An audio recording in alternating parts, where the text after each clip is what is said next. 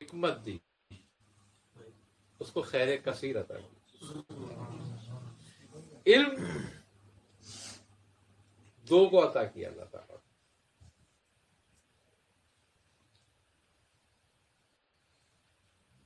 لیکن معرفت ایک کو عطا کی۔ اللہ سبحان اللہ۔ کیونکہ علم کا میم معرفت سے ہے۔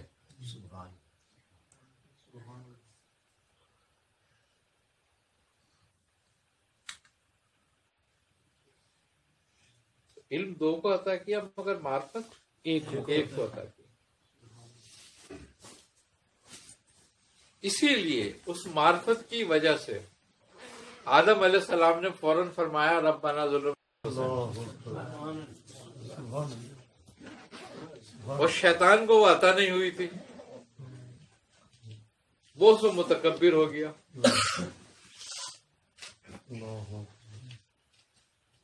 تو یہ دونوں سلسلے بند نہیں ہوئے، نہ وہ سلسلہ بند ہوا جو آدم علیہ السلام کو علم عطا ہوا، اور نہ ہی وہ سلسلہ بند ہوا جو شیطان کا علم عطا ہوا، دونوں جاری و ساری ہیں۔ اب خوبی کی بات یہ ہے کہ جب شیطان نے نافرمانی کی، اگر معرفت ہوتی تو وہ فوراً احساس کر لیتا، لیکن چونکہ معرفت نہیں تھی تو علم نے اس کی عقل کو ظلمت میں تبدیل کر دیا، حجاب ڈال دیا تھا۔ تو اس نے توبہ کرنے کے بجائے، معافی مانگنے کے بجائے اختیار مانگا کہ مجھے اختیار دے۔ اور بیسیکلی بات یہ ہے کہ جو بھی شخص علم کے ذریعے اختیار چاہتا ہے وہ شیطانی کا عمل کرتا ہے، اس کی پیروی کرتا ہے۔ علم کے ذریعے اختیار نہیں، معرفت چاہیے۔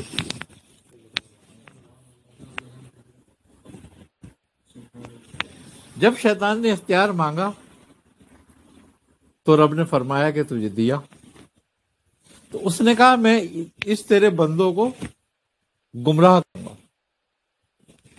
اللہ تعالیٰ نے اس کو منع نہیں فرمایا کہ تم مت کرنا ایسا۔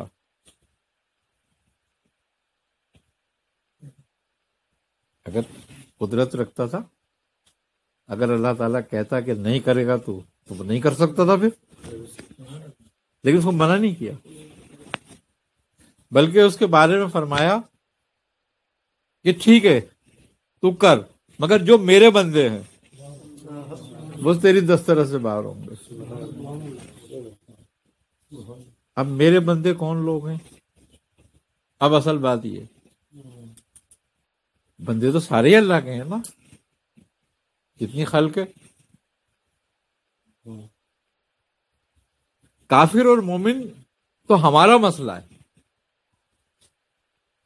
اللہ کی تو مخلوق ہے نا ساری، وہ تو رب العالمین ہے۔ وہ کسی کافر کو اس کے کفر کی وجہ سے رزق نہیں روکتا، اس پہ اس کی نعمتیں نہیں روکتا، اور کسی کو مومن ہونے کی وجہ سے نعمتیں بڑھاتا نہیں۔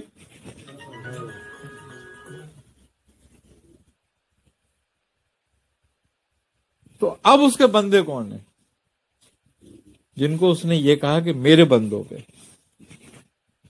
اس کے بندے وہی ہیں جن کو آدم علیہ السلام کا علم تخفیض ہوا، یعنی کہ علم کے ذریعے جن کو معرفت حاصل ہوئی، نہ کہ وہ بندے کہ جنہوں نے علم کے ذریعے اختیار لینے کی کوشش کی۔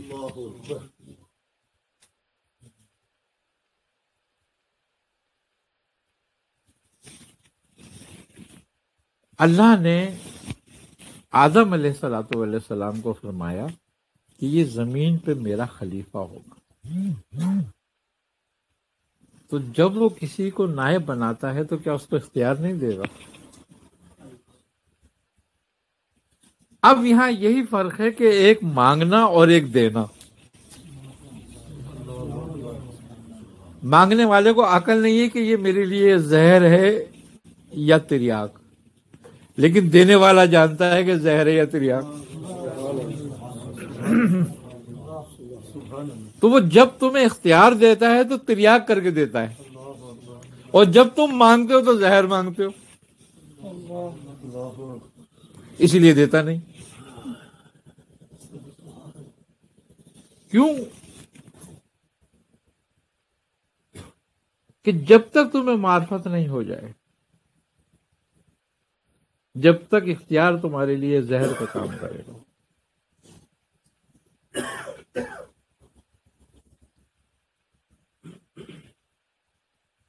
اور جب تک ہم علم حاصل کرتے ہیں اختیار حاصل کرنے کے لیے، نہ کہ معرفت حاصل کرنے کے لیے، تو ہم شیطان کے راستے پہ چل پڑتے ہیں۔ اسی علم کو حجاب اکبر کہا گیا ہے کہ یہ معرفت سے دور کرنے والا علم ہے، تو یہ تیرے لیے حجاب ہے۔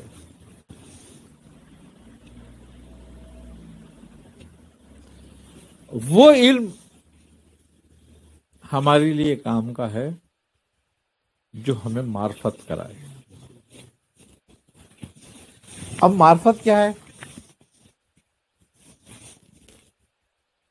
بڑی کمال بات ہے، پہلی وحی کے اندر کر دی۔ سبحان اللہ۔ پہلی وحی کیا تھی؟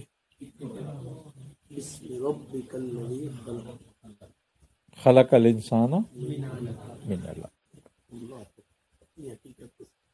حقیقت بتاتی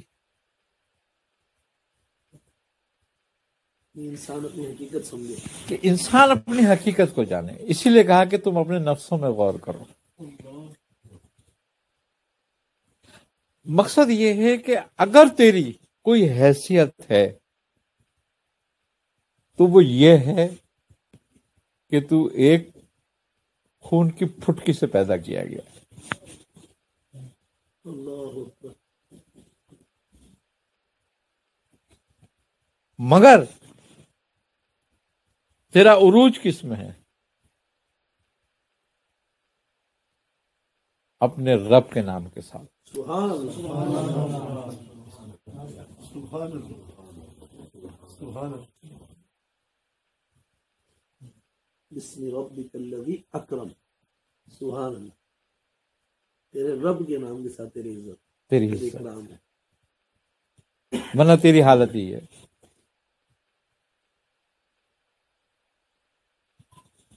اقرا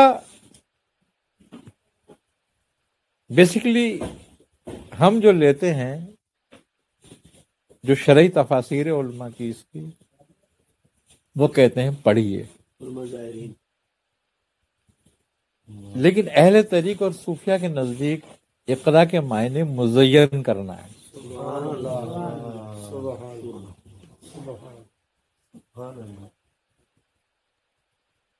کہ اس نے اپنے محبوب سے جب کلام کیا تو اس وقت کیا کہ آپ کو تمام خوبیوں سے مزین فرما دیا۔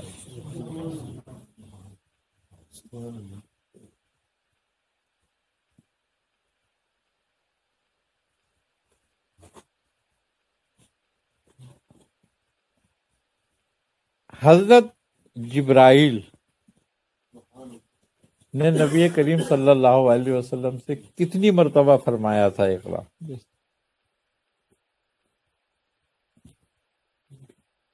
تو آپ نے فرمایا تھا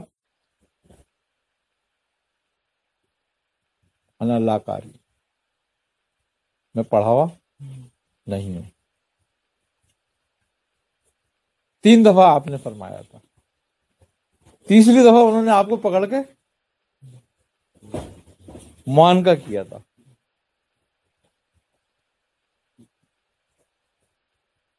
صوفیہ فرماتے ہیں کہ یہ 3 مقام تھے علم کے جو اسی وقت طے کرا دیے گئے تھے۔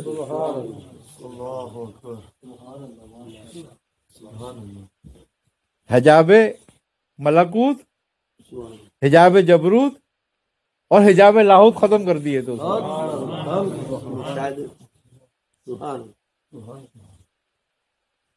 اور وہ آپ کا علم جو خلق کے مقابلے میں ازلی ہے، سبحان اللہ، اود کر گیا. سبحان اللہ. وہ تمام حجاب ختم ہو گئے. اور خوبی کی بات یہ ہے کہ اس کے بعد اسم ربی میں الف حذف کر دیا گیا اور وہ بسم اللہ ہو گیا. یہ صرف آپ کی ذات کے لیے مختص تھا. سرکار دو عالم.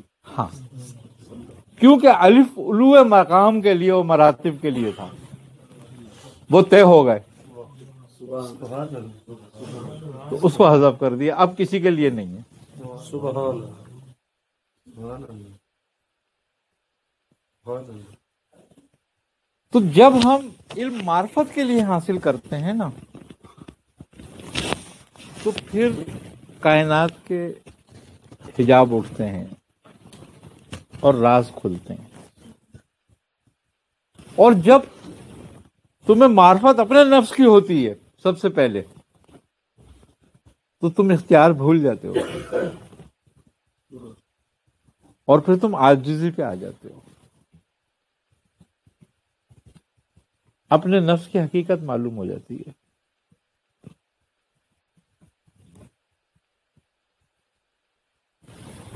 مگر ہم چونکہ اس طرف توجہ نہیں کرتے، ہمارا اشارہ بیسیکلی جو ہے وہ خوبی کی بات یہ ہے کہ عصری ہو یا علم الادیان ہو. دیکھو، کائنات میں 3 طرح کے علم ٹوٹل.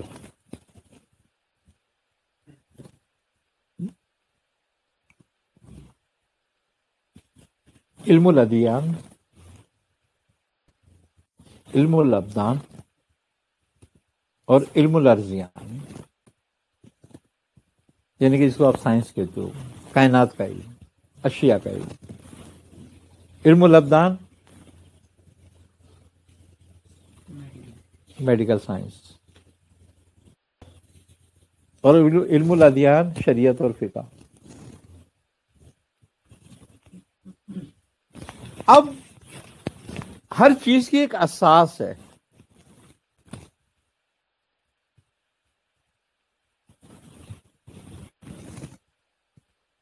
اول نمبر علم الادیان کو کہا ہے کہ یہ اول نمبر یہ ہے.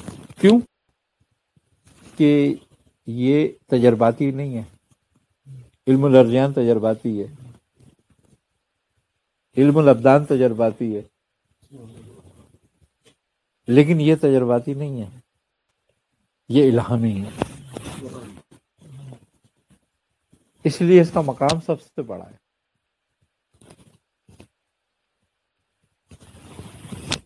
ہر چیز کی ایک اساس ہے.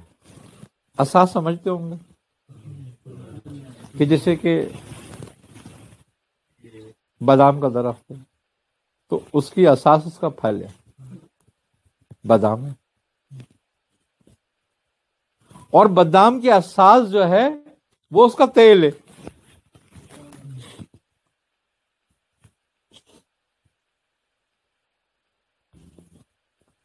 ٹھیک ہے نہیں؟ اسی طرح علم الادیان کی، یعنی کہ علم شریعت کی اساس جو ہے وہ علم طریقت ہے. اور علم طریقت کی جو اساس ہے وہ علم معرفت ہے. اور معرفت کی جو اساس ہے وہ حقیقت ہے. اور جب حقیقت کی اساس ہوتی ہے تو وحدت یعنی کہ اکیلا ہو جاتا ہے، ایک رہ. پھر وہ تمام کال اور حال اور احوال سے نکل جاتا ہے.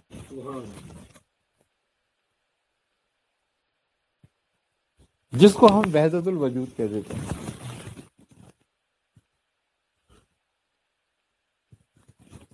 لیکن زبان سے اس کا کہہ دینا بڑا آسان کام ہے.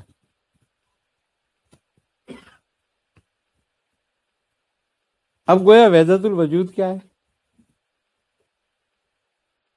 یہ بھی سمجھنے والی بات ہے. اگر وہی ایک ہے تو پھر وہ مومن بھی ہے، کافر بھی ہے. پھر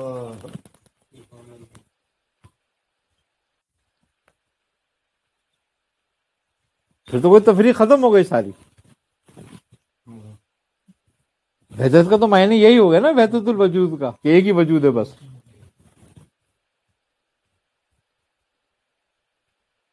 لیکن حقیقتاً ایک ہی وجود ہے. اب اس کی مثال کیا ہے؟ کمہار کی مٹی تو ایک ہی ہوتی ہے نا. اب وہ اس سے گھوڑے، گدھے، ہاتھی، برتن، گلاس، لوٹے، سرائی، مٹکے سب بناتا ہے. تو آپ اس سے سرائی مانگتے ہو جا کے، مٹی نہیں مانگتے. آپ اس سے مٹکا مانگتے ہو جا کے تو وہ مٹکا اٹھا کے دیتا ہے. سرائی مانگو گے، سرائی اٹھا کے دے دے گا. گلاس مانگو گے، گلاس اٹھا کے دے دے گا. لیکن وہ سب بنا کائے سے؟ اب اس سب کو ایک جگہ توڑ کے اکٹھا کر لو، کیا ہو؟ مٹی. یہ وحدت الوجود ہے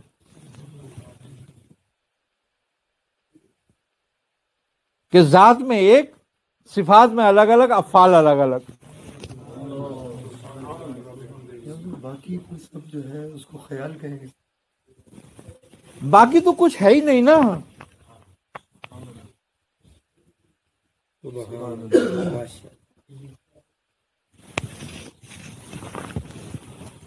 باقی کے 4 درجے ہیں.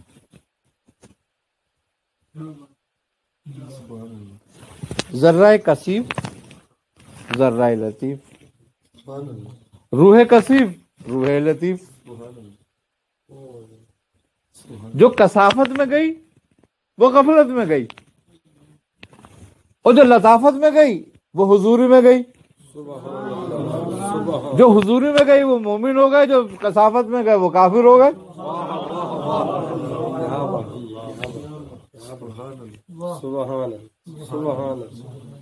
یہ وحدت الوجود ہے.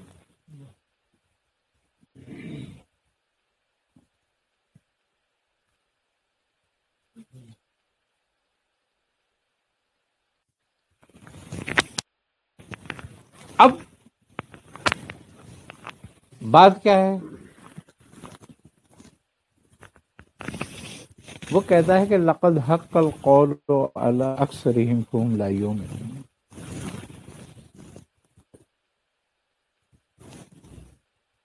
کیا معنی ہوئے اس کے؟ کہ تم میں سے اکثر حق پر ایمان نہیں لانے گے.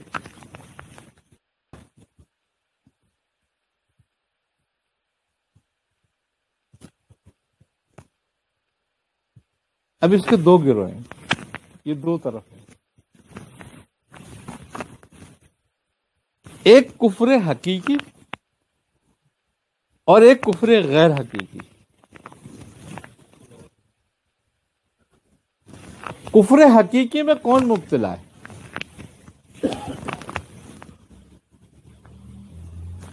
جو ایمان لا کر بھی ایمان نہیں لایا، وہ کفر حقیقی میں، کہ جو ایمان لا کر بھی ایمان نہیں لایا. اور کفر غیر حقیقی میں ہے وہ جو ایمان ہی نہیں لایا. اور وہ غیر حقیقی میں کیوں؟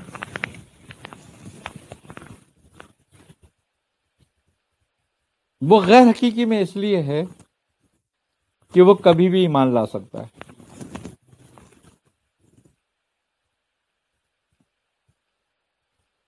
اور کفر حقیقی میں وہ اس لیے ہے کہ وہ کبھی ایمان ہی نہیں لانے کا، اس لیے کہ ایمان لا چکا.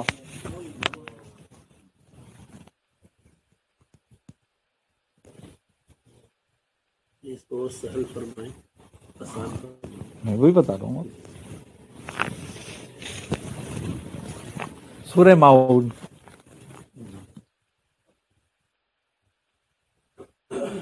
فرماتا ہے کہ بڑی خرابی ہے کن کے لیے ہیں؟ جو اپنی نمازوں سے اب اہل شرع اس کو لیتے ہیں سستی کرنے میں،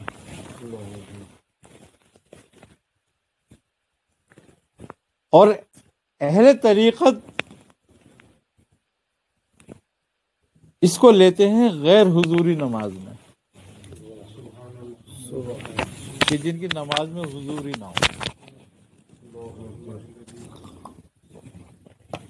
آپ نبی کریم صلی اللہ علیہ وسلم نے فرمایا نا کہ حضوری کے بغیر نماز نہیں ہوتی۔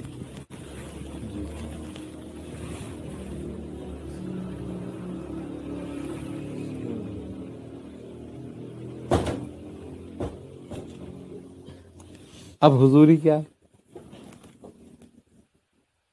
جب آدمی نماز پڑھتا ہے تو وہیں تو ہے نا موجود۔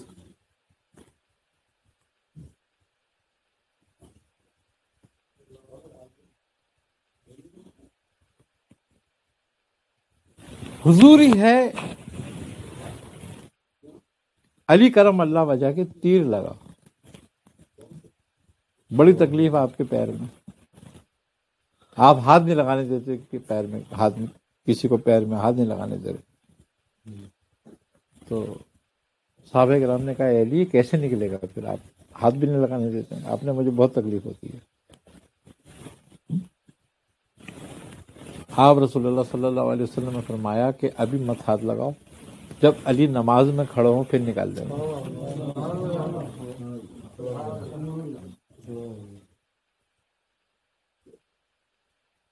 اور آپ جب نماز میں کھڑے ہوئے تو تیر نکال لیا، پتہ ہی نہیں چلا آپ کو۔ یہ حضوری تھی۔ بیسیکلی گویا نماز ہے کیا چیز؟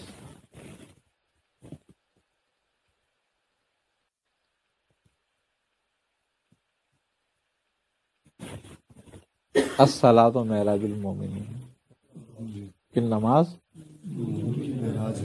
معراج میں کیا ہوا تھا؟ سیر، جلوہ حق تھا، حضوری حاصل تھی۔ کیوں نہیں ہوتی؟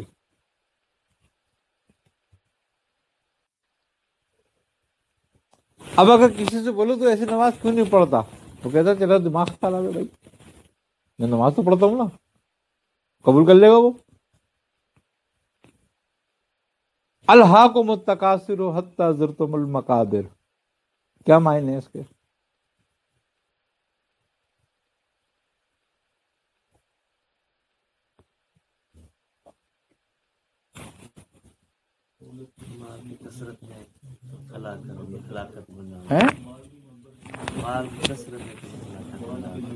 مال کی تمہیں ہلاکت میں ڈال دیا۔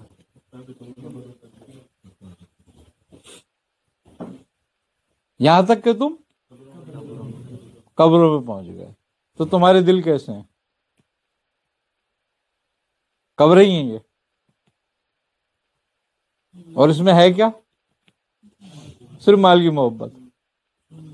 مال کی محبت نے یہاں تک تمہیں قبر میں ڈال دیا، تو وہ مردوں کی عبادت کو نہیں مانتا۔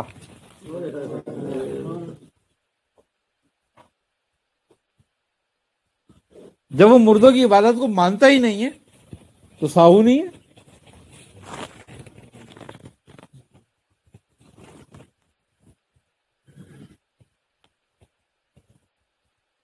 دل کیا ہے؟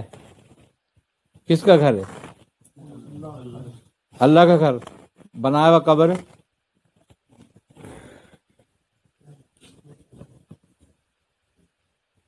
تو نعوذ باللہ ملنا کہ اللہ قبر میں آن کے رہے گا، اور قبر بھی عبرت والی ہے۔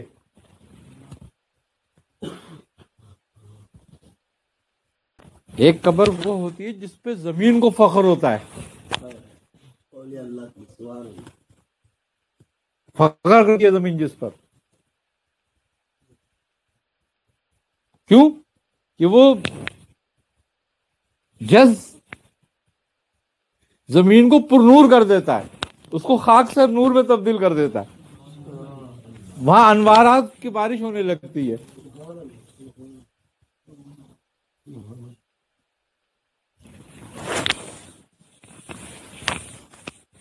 تو ہمیں کس کی محبت میں گرفتار ہیں ہم؟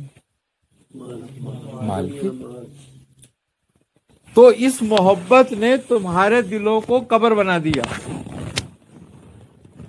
تمہیں ہلاکت میں ڈال دیا.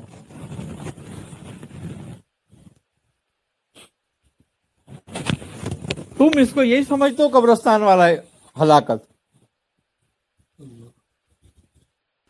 صوفیہ کے نزدیک یہ وہ ہلاکت شرعی تفسیر کے تحت ہے. اس کا ظاہر وہی ہے، لیکن اس کا باطن کیا ہے؟ دلوں کو مردہ ہونا. اس قبر میں سب نے جانا ہے، جس نے مال اکٹھا اس نے بھی، اور جس نے نہیں کیا وہ اس نے بھی.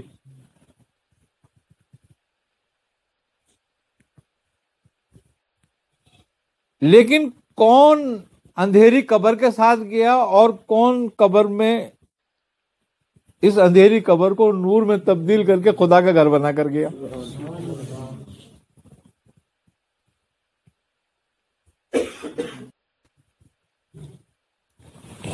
خوبی کی بات یہ ہے کہ محبت ایک کی ہی ہو سکتی ہے اور رہ سکتی ہے، چاہے تم رب کی رکھو چاہے تم خلق کی رکھو.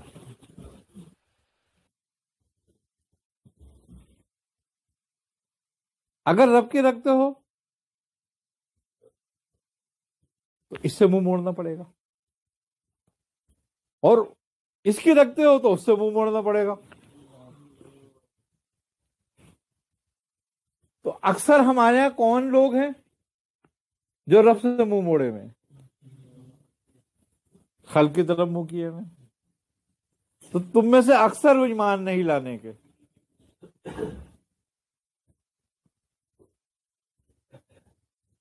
ایمان کی 3 حالتیں ہیں. کسی مسلمان کو ہم یہ نہیں کہہ سکتے کہ وہ کفر میں ہے. ایمان کی 3 حالتیں ہیں. ایک حالت ایمان کی تقلیدی ہے، جس کا فائدہ بس اتنا ہے کہ وہ مسلمان ہے. ایک حالت اس کی عرفانی ہے اور ایک حالت اس کی احسانی ہے. تقلیدی وہ ہے جو بانے سے نکل کے دانے میں آ گیا ہے.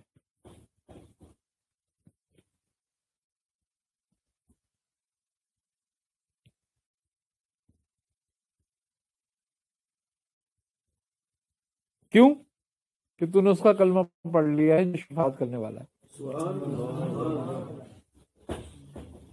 تو اس کی برکت وہاں آ گیا ہے، اب وہاں نہیں رہا. ہر کلمہ پڑھنے والا اس طرف چلا جاتا ہے.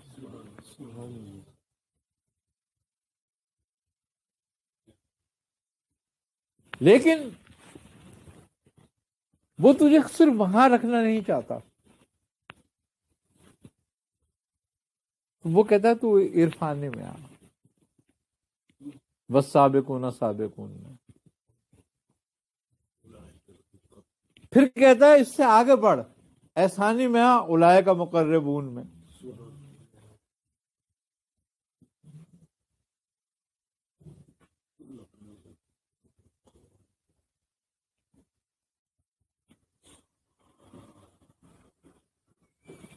ہمارے لیے یہی مقصد ہے زندگی کا، کہ ہم تقلیدی نہ رہیں بلکہ عرفان حاصل کریں اور عرفان سے احسان میں داخل ہوں. مگر ہم میں یہ بات کیوں نہیں پیدا ہوتی؟ ہم دین کا علم بھی جانتے ہیں،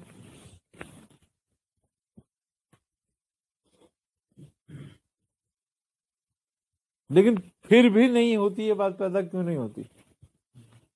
اس کی وجہ یہ ہے کہ علم 2 حالتوں کے لیے ہے، کو شناخت اور پہچان کے لیے حاصل کیا ہے.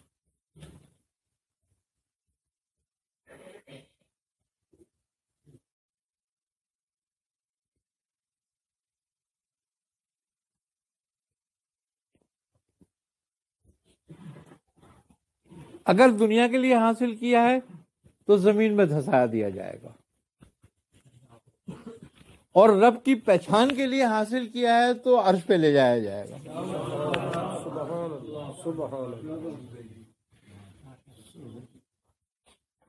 کیوں کہ علم سے اگر رب کو پہچان کے لیے کیا ہے تو وہ تیرے اندر نور ڈال دے گا۔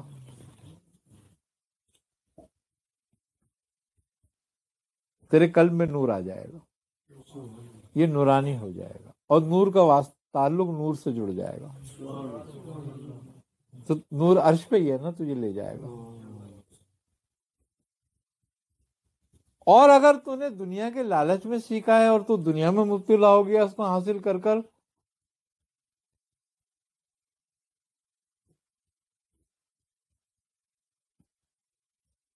تو پھر یہ زمین میں دھنسایا جائے گا، اس لیے کہ تو نے اس کے ذریعے ظلمت حاصل کری ہے۔ دیکھو خوبی کی بات یہ ہے کہ اگر علم کے ساتھ معرفت نہ ہو تو تکبر ہوگا، علم کے ساتھ معرفت نہ ہو تو تکبر ہوگا، پھر تو ہر علم والے کو معرفت ملے گی، جو تلاش کرے۔ سورہ مزمل میں کیا کہتا ہے سبحان اللہ، کہ اور جو چاہے اپنے رب کا ذکر کر کے اپنا راہ اس کی طرف بنا لے، جو چاہے، یا ربی سبیلا، کہ سبیل بنا لے جو چاہے، مگر کس کے ذریعے؟ ذکر۔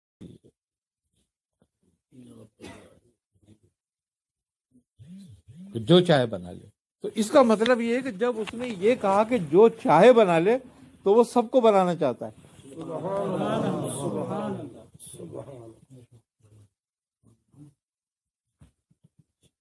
اور یہ بانگ بالکل ایسے ہی ہے، یہ بات کہ جیسے کہ مؤذن اذان دیتا ہے، آئے نہ آئے اذان ہو رہی ہے، اذان ہو رہی ہے، اس کی مسجد میں آئے یا نہیں ہے، وہ بلائے گا، وہ بلا رہا ہے، کسی کا ہاتھ پکڑ کے نہیں لے جا رہا، دعوت دے رہا ہے سب کو۔ اب جس کا جی کیا آیا جائے، اور کہہ رہا ہے نا آؤ بھلائی کی طرف، فلاح کی طرف آؤ۔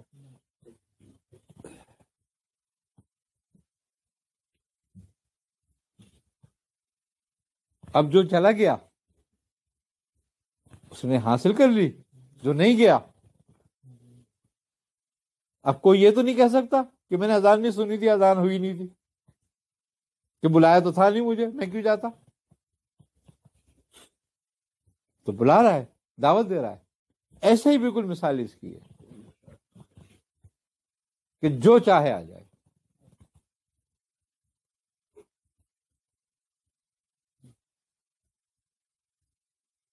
مگر ذکر کیسا ہو، اسی میں سورہ مزمل میں بتایا کہ کیسا ذکر ہو، تبتیلا، کہ تو اس کا ذکر ایسے کر کہ سب سے غافل ہو جائے، سب سے قطع تعلق کر لے، سب سے تیرا تعلق منقطع ہو جائے۔ وہ ذکر ہے جو ہدایت دے سکتا ہے۔ اب بڑی کمال بات ہے کہ وہ کہتا ہے کہ رب المشرق والمغرب ہے، کہ وہی تو مشرق اور مغربوں کا مالک ہے، اور اس کے سوا تو کوئی عبادت کے لائق نہیں۔ عبادت سے مراد یہ ہے کہ کوئی چیز ایسی نہیں کہ جس کو تو پہچاننے کی، جاننے کی کوشش کرے، تو اسی کی پہچان بنا۔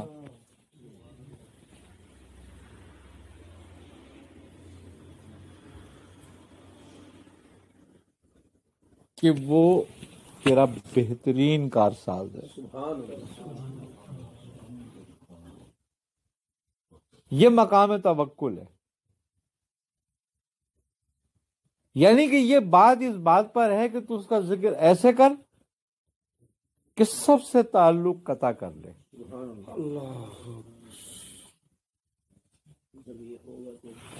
یعنی کہ دنیا میں رہ مگر دنیا تجھ میں نہ رہے.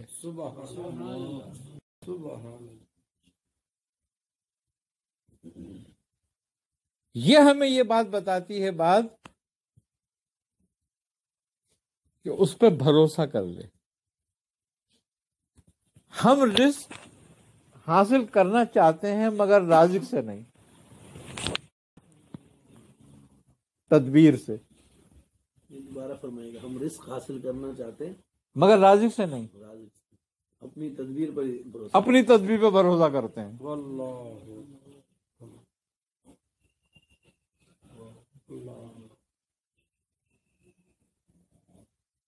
دو چیزیں تیرا مقدر ہے، تیسری کوئی چیز تمہارا مقدر نہیں ہے. ایک رزق اور ایک موت.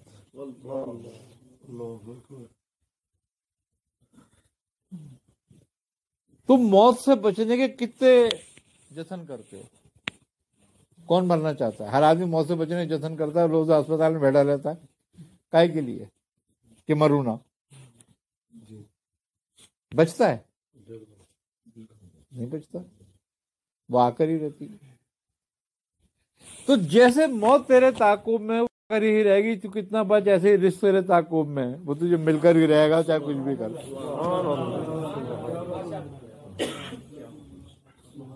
تو اس سے بھی چاہے اس سے اتنا ہی بھاگ جیسے موت سے بھاگتا ہے، پھر بھی یہ تیرا پیچھے نہیں چھوڑنے والا.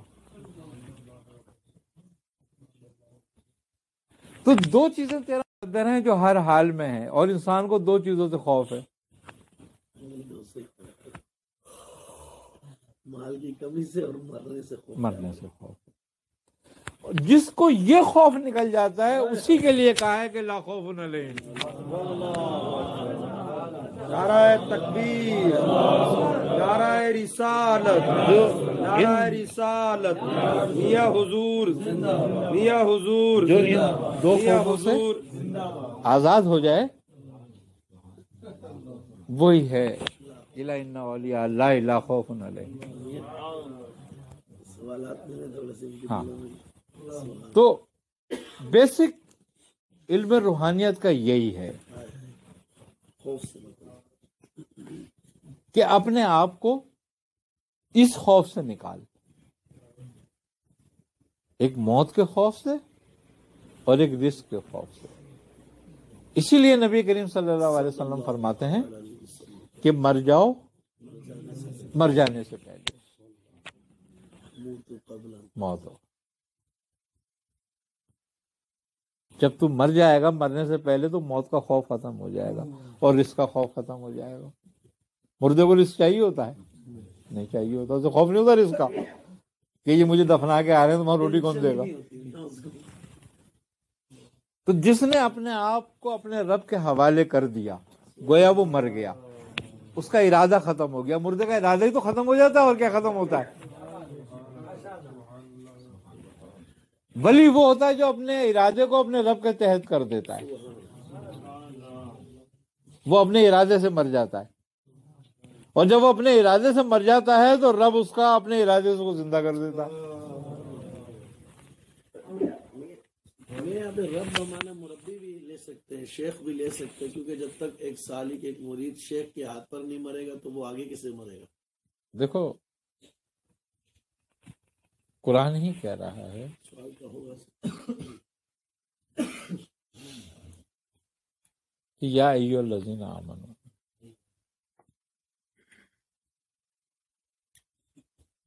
کس سے مخاطب ہے؟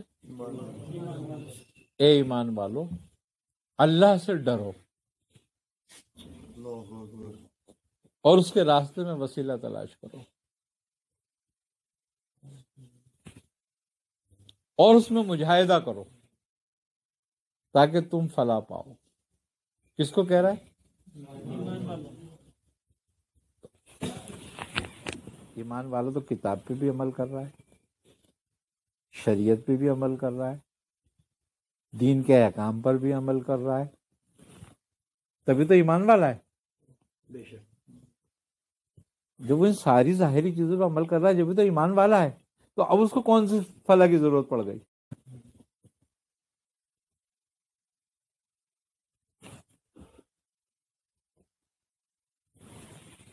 خدا کی راہ میں وسیلہ تلاش کرو. اگر وسیلہ کتاب ہے تو وہ اس پہ عمل کر رہا ہے.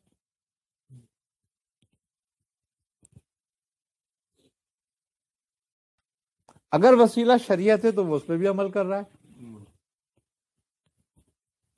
اب وسیلے دو ہی تو رہ جاتے ہیں، ایک کتاب اور ایک شریعت. اب تیسرا وسیلہ کون سا ہے؟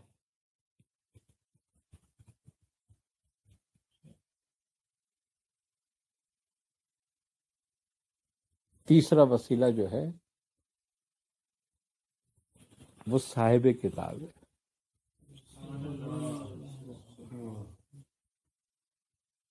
جو ذات ہے رسول خدا صلی اللہ علیہ وسلم کی. ٹھیک ہے. اب آپ کے دو طرح کے علم ہیں.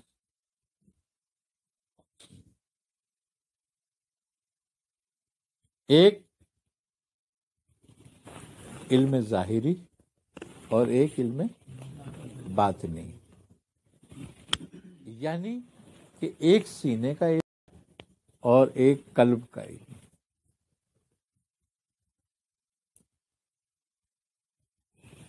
جو علم شریعت ہے وہ پھیلا دیا گیا، وہ ظاہری ہے بالکل، اور اس کے امین امانت دار کون لوگ ہیں؟ علماء کرام.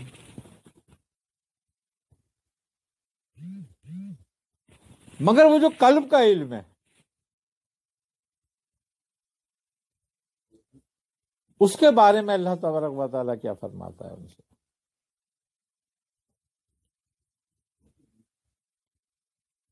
معراج میں 3 طرح کے علم عطا ہوئے. ایک علم کے بارے میں حکم ہوا کہ اے نبی آپ جائیں اور لوگوں میں پھیلا دیں، جس کو شریعت کا علم کہتے ہیں. شریعت کی آپ کو ایک بھی بات معلوم ہو تو آپ اس کو روک کے نہیں رکھ سکتے، آپ لوگوں کو بتائیں گے، آپ پر فرض ہے یہ. اگر ایک بھی بات آپ نے شریعت کی چھپائی اور دوسرے کو نہیں پتا ہے اس کا تو آپ گناہگار ہو جائیں گے. آپ کو چاہیے اس کو بتائیں. ٹھیک ہے نا. ایک وہ علم فرمایا کہ جو تم سے مانگے تو اس کو دینا، یہ خاص لوگوں کے لیے. اور ایک وہ علم جو آپ کے اور میرے درمیان ہے بس.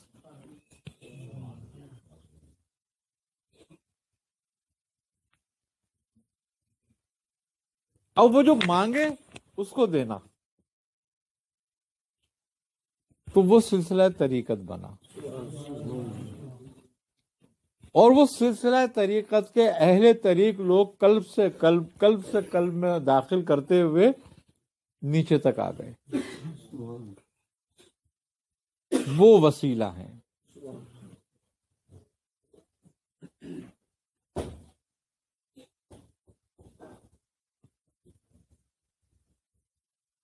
اور خوبی کی بات یہ ہے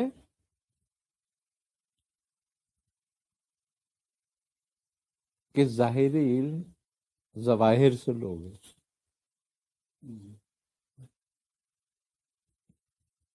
اور باطن کا علم اہل باطن سے لوگ ہیں. تو فلاح تک تمہیں باطن کا علم لے کے جائے گا. وسیلہ تلاش کرو اور اس کے راستے میں مجاہدہ کرو، جدوجہد کرو اس پر، تاکہ تم فلاح پاؤ. مومن جنت ہی ہے، جنت میں جائے گا. سمجھنا. اور فلاح والا وہ ہے جو جنت میں جائے گا بھی اور جنت میں لے جائے گا بھی.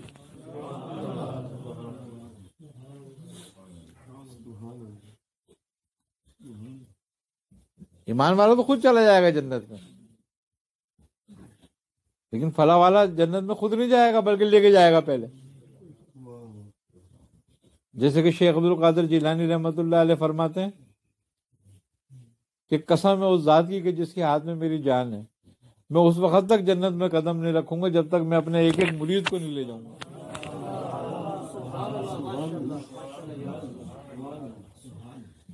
یہ فلاح والے ہیں. خواجہ اویس کرنی رضی اللہ تعالی عنہ کو جنت کے دروازے پہ روک لیا جائے گا، ہے نا؟ کیوں روک لیا جائے گا؟ جب آپ کو روکا جائے گا، فرشتے آپ کو جنت کے دروازے پہ روک لیں گے تو آپ پوچھیں گے بھائی مجھے کیوں روک رہے ہو؟ تو وہ کہیں گے اویس ذرا آپ اپنے پیچھے دیکھیں. تو جب آپ اپنے پیچھے دیکھیں بے شمار عاصی ہوں گے، کئی سب آپ کی شفاعت کے منتظر ہیں. رب العزت کہتا ہے کہ آپ ان کے لیے سفارش کریں تاکہ ان کو جنت میں بھیجا جائے. یہ فلاح والے لوگ ہیں.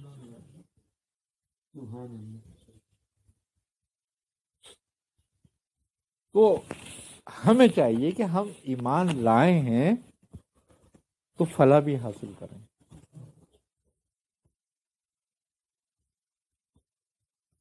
اب ایمان والوں کو کہہ رہا ہے کہ خدا سے ڈرو، اللہ سے ڈرتے رہو اور وسیلہ تلاش کرو. کیوں؟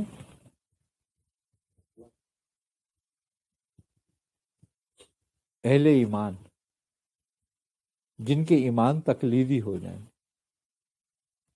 اور تقلید کے بھی وہ اعلی مقام پہ چلے جائیں،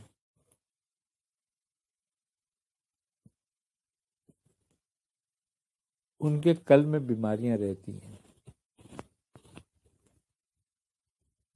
جو کبھی تکبر کی شکل میں، کبھی ریا کی شکل میں، کبھی حرص و حسد کی شکل میں، کبھی لالچ کی شکل میں ظاہر ہوتی ہیں، اور وہ ان کو لے کے ڈوب جاتی ہیں. اس لیے کہا جاتا ہے کہ اللہ سے ڈرتے رہو. کیونکہ تمہاری بیماریاں نہیں نکلی ہیں ابھی. ایک مریض ہوتا ہے نا، مریض ہے، اگر طبیب اس کو کہے پرہیز کر اور وہ پرہیز کرتا ہے، ٹھیک ہے نا. لیکن اگر کوئی شوگر کا مریض ہے، جیسے کہ طبیب نے کہا بھائی تم میٹھا بالکل نہیں کھاؤ گے،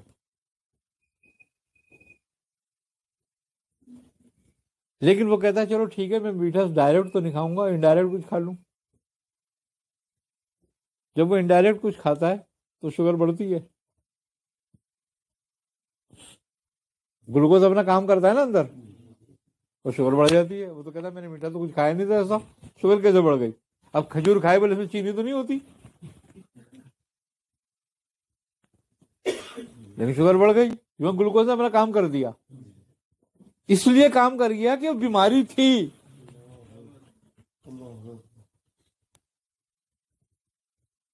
تو یہ ساری بیماریاں قلب میں موجود ہوتی ہیں، وہ کبھی بھی کام کر جاتی ہے. تو اگر میٹھا کھانا ہے تو پہلے شوگر ختم کرنا.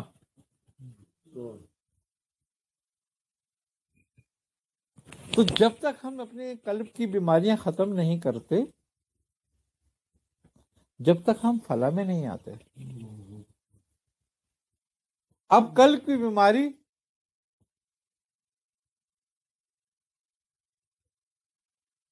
اہل قلب بتائے گا، وہ نشاندہی کرے گا، کیونکہ وہ قلب کا طبیب ہے. جو تیرے ظاہر کا طبیب ہے وہ مولوی ہے، وہ بولے گا یہ وضو تو نے غلط کیا، صحیح کر. تو نے نماز کے ارکان صحیح ادا نہیں کرے، صحیح ادا کر، ہے نا. اس کی ڈیوٹی ہے، کیونکہ ایسے جیسے اس کی ڈیوٹی ہے ایسے ہی اس کی ڈیوٹی ہے.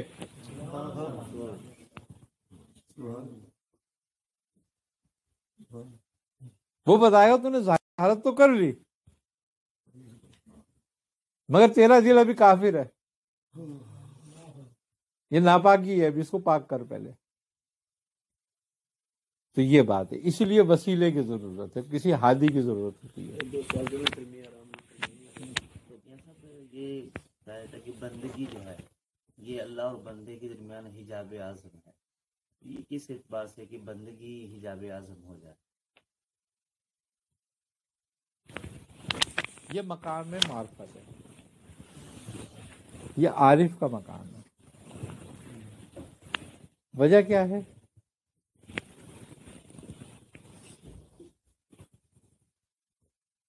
عابد اور عارف کا فرق کیا ہے؟ نہیں، عابد اور عارف کا فرق کیا ہے؟ عابد ہم کس کو کہتے ہیں؟ عبادت کرنے والے کو. اچھا، مزے کی بات یہ ہے کہ عابد کو ایک معبود کی ضرورت ہوتی ہے. اگر معبود نہیں ہو تو عابد نہیں ہوگا، عبادت کس کی کرے گا بھائی؟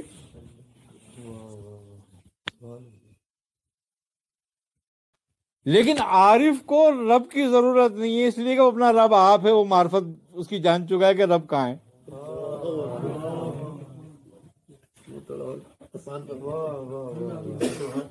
کیونکہ وہ ہے ہی نہیں، وہ ہے ہی نہیں نا، رب ہی ہے.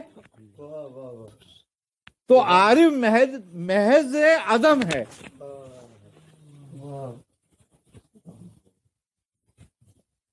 عارف کو یہ معرفت ہے کہ میں محض عدم ہوں. وہ کسی شاعر کا شعر ہے نا، وہ کہتا ہے نہ فنا میری نہ بقا میری، کیونکہ میں ہوں نہیں تو فنا اور بقا کہاں ہوگی؟ نہ فنا میری نہ بقا میری، مجھے اے شکیل نہ ڈھونڈیے، میں کسی کا حسن خیال ہوں، میرا کچھ وجود و عدم نہیں.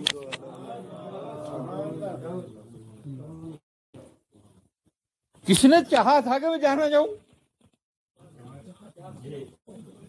تو اس کو کون پہچان سکتا ہے؟ آپ ہی اپنے آپ کو پہچان سکتا ہے.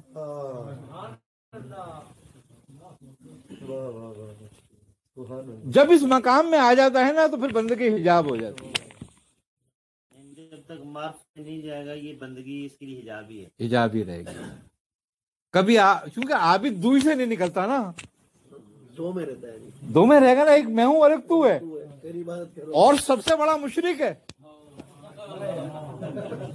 اس لیے اس کے ساتھ اپنے کو جوڑا رکھا ہے کہ میں ہوں. میں ہوں تو ہے نا.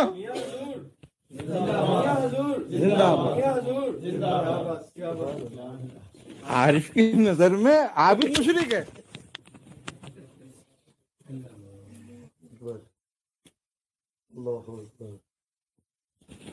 کیوں کہ عبادت کا کمال یہ ہے تو یہ جنت میں لے جائے گی.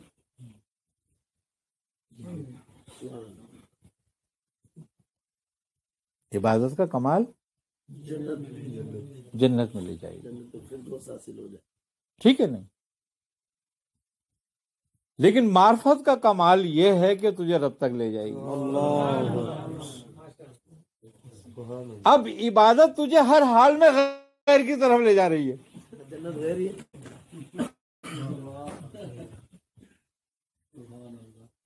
اور معرفت تجھے، وہ کہتا ہے نا مقام فیض کوئی راہ میں جچائے، کوئی فرق نہیں ہے. عالم اور عارف میں کوئی فرق نہیں ہے، صرف فرق اپنے پہچان کا ہے. سبحان وجہ ہے، اب میں بتا دوں فرق کیا ہے. بہت ہی معمولی فرق ہے. عالم دلیل میں الجھا رہتا ہے اور عارف یقین میں ہوتا ہے. سبحان اللہ، سبحان اللہ، سبحان اللہ. یہ دوبارہ عالم ذرا ایک دفعہ آئی نا سمجھ بات؟ اتنا فرق ہے عالم اور عارف میں دلیل سے کہ عالم دلیل میں الجھا رہتا ہے اور عارف یقین میں پہنچ جاتا ہے. کیوں کہتی ہے وہ علامہ اقبال کا شعر ہے نا، کہتا ہے کہ بے خطر کود پڑا آتش نمرود میں عشق، اقسی میوے تماشائے لبے بامدی.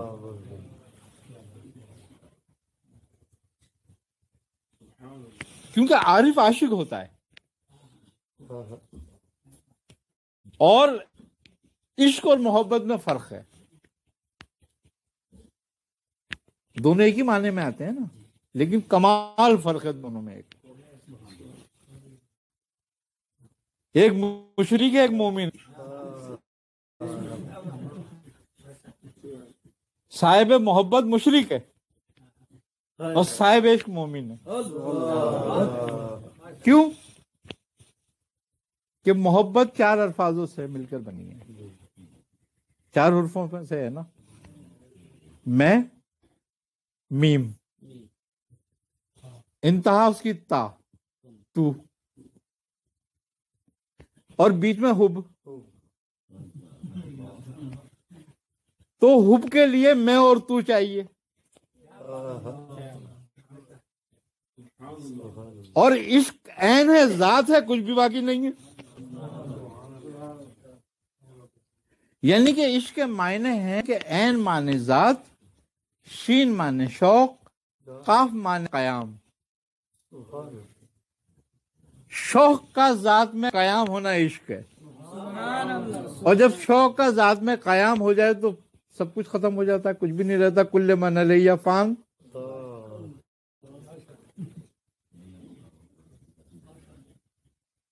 بھائی اب کہو وجہ رب کا ذل جلال والاکرام، بس تو ہی باقی رہ گیا، باقی تو سب فنا ہے.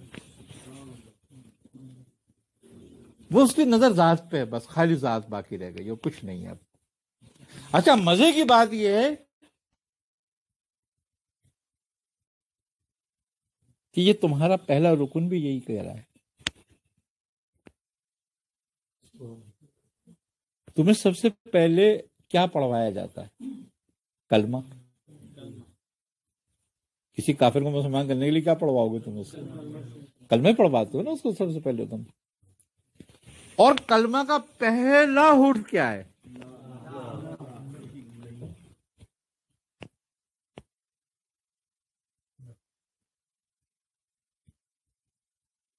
اس کے 4 درجے ہیں.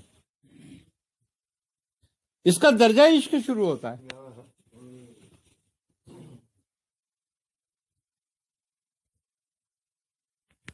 اب آپ کہتے ہو لا الہ، یعنی کہ کیا مطلب ہوا؟ نہیں کوئی معبود الا اللہ، مگر اللہ. تو کیا کوئی معبود ہے جس سے انکار کرایا جا رہا ہے؟ اور اگر نہیں ہے تو پھر ذکر کیوں ہے اس کا؟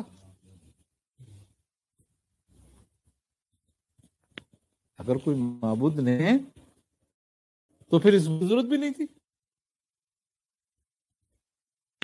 کسی بات کا انکار اس کے اقرار ہونے کی دلیل ہے نا.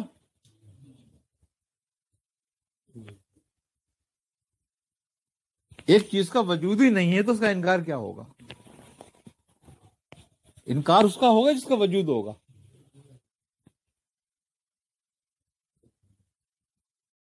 تو پھر کیوں کہا گیا کہ لا الہ؟ انسان کے اندر بت ہے اور اندر جو معبود اپنا بنایا ہے، وہ کون سا بت ہے؟ کون سا معبود ہے؟ افرأیت من اتخذ الہہ ہوا، خواہشات نفس. نفسانی خواہشات. اس کا مطلب یہ ہے کہ وہ جو باہر کا بت ہے جس کو تم پوج رہے ہو وہ معبود نہیں ہے، وہ تو تمہارا وہم ہے، وہ تو تمہاری گمراہی ہے. وہ معبود نہیں ہے، وہ تمہاری گمراہی ہے. معبود وہ ہے جس کی تم پیروی کر رہے ہو.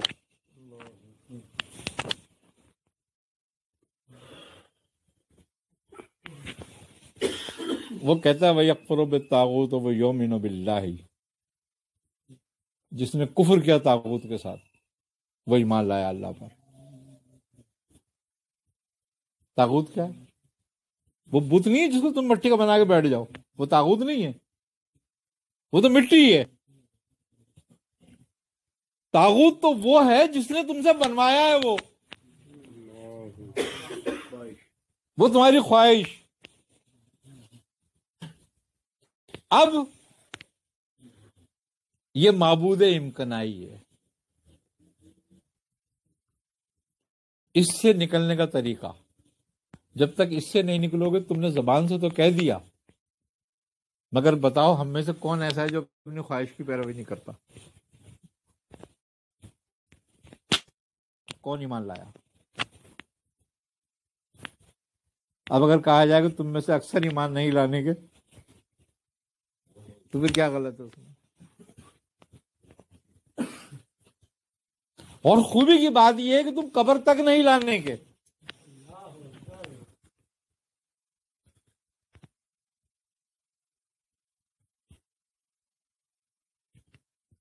تم قبر تک بھی نہیں لانے کے ایمان۔ وجہ ہے مردوں کے ساتھ قبرستان میں مردے رہتے ہیں، کسی پہ عذاب ہوتا ہے، کوئی جنت کی کھڑکی کھلی ہوئی ہوتی ہے، کوئی مردہ کسی سے پوچھتا ہے کہ تو جنت میں یا دوزخ میں؟ نہیں پوچھتا نا، کیونکہ اپنی اپنی پڑی ہوئی ہے۔ مردے ہیں، کسی سے کوئی مطلب نہیں ہے۔ یہی حال یہاں کا ہے، سب اپنی اپنی قبروں میں پڑے ہوئے ہیں، کسی کو کسی کے حال کی نہیں پتا، اس لیے کہ اسے اپنے حال کی خبر نہیں ہے نا صحیح۔ تو جب تک ان قبروں سے نہیں نکلو گے،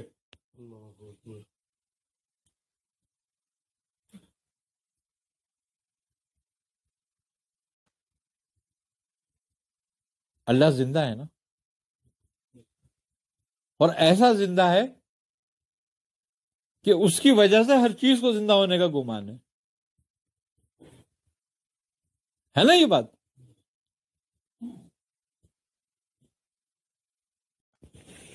تو کلام جو ہے وہ تو زندہ کا کلام ہے، ذکر جو ہے وہ تو زندہ کا ذکر ہے، مردوں سے کہاں ہوگا؟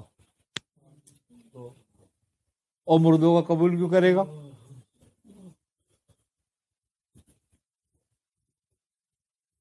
تو میرے بھائی، جب تک قلب مردہ ہے،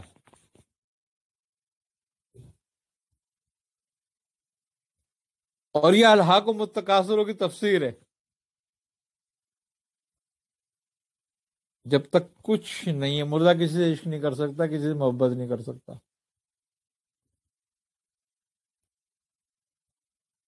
باقی سب جھوٹ ہے۔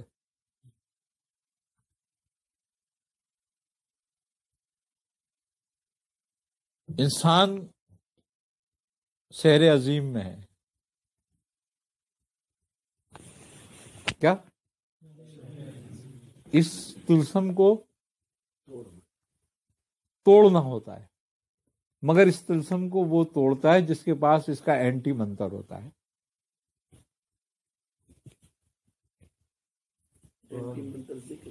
ذکر ہے، اور وہ صاحب ذکر سے ملے گا، کتاب سے نہیں ملے گا تمہیں۔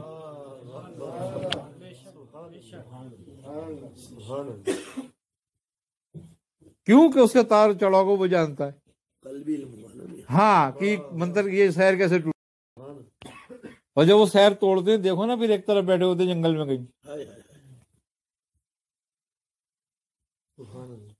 بھائی بات یہی ہے کہ صرف اتنی سی بات ہے کہ دلیل سے نکل کر یقین میں آ جاؤ۔ یہ دلیل مت رکھو، جب نکلنا ہو نا تو اس کا ترتیب یہ ہے کہ اپنی خواہشوں کو چھوڑ کے اپنی ضرورتوں پہ آ جاؤ۔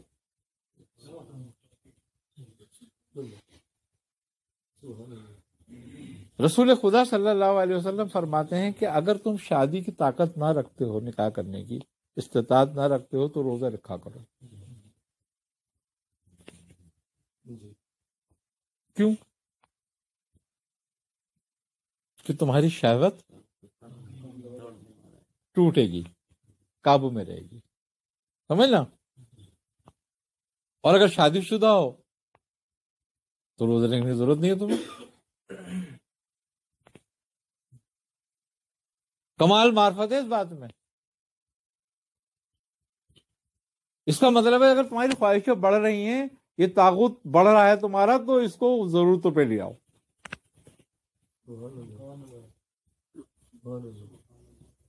اور جب دیکھو یہ ضرورت پہ بھی مصر ہو رہا ہے کہ ضرورت بھی چاہیے پوری کرنی ہے، تو اس کو اور ضرورت پہ لے آؤ. یعنی کہ بھوکا رکھنے کی کوشش کرو، پھر اس کی ضرورتیں پوری نہ کرو. تو یہ قابو آ جائے گا. خواہش بادشاہ کی بھی پوری نہیں ہوتی اور ضرورت فقیر کی بھی پوری ہوتی ہے. تو بس دلیل مت لاؤ کہ میں یہ کیسے کروں گا، یہ کیسے ہوگا، یہ تو میرے لوگ کیا کہیں گے. لوگ تو کہیں گے ہی. اللہ اپنے رسول سے کہہ رہا ہے صلی اللہ علیہ وسلم سے کہ آپ ان لوگ کی باتوں پہ صبر کیجئے اور ان کو اچھی طریقے سے چھوڑ دیجئے، ٹال دیجئے. ان پہ تو مجھے گرینر میں ایسا بھی امام راضی نے بھی دی تھی. وہی کہہ رہا ہوں نا میں، دلیل کچھ نہیں ہوتی، کبھی بھی دلیل نہیں ہوتی. ہمیشہ یاد رکھو جو علم تمہیں دلیل پہ لائے وہ گمراہ کر رہا ہے، اور جس علم سے تمہیں یقین حاصل ہو سمجھ لو یہ انبیاء کا وراثت مل رہی ہے. سبحان اللہ. خوبی کی بات یہ اپنے علم کو سمجھنے کی بات ہے یہ کہ کیسے پہچان کی جائے اس کی. یقین دے رہا ہے یا دلیل دے رہا ہے؟ یہ دلیل دے رہا ہے. پہچان کا ذریعہ. اگر دلیل دے رہا ہے تو تمہیں گمراہ کر رہا ہے، یہ حجاب اکبر ہو جائے گا. اور یقین پہ لا رہا ہے تو پھر یہ منزل دکھا رہا ہے. کیوں؟ صراط ایک ہے، نتیجے دو ہیں.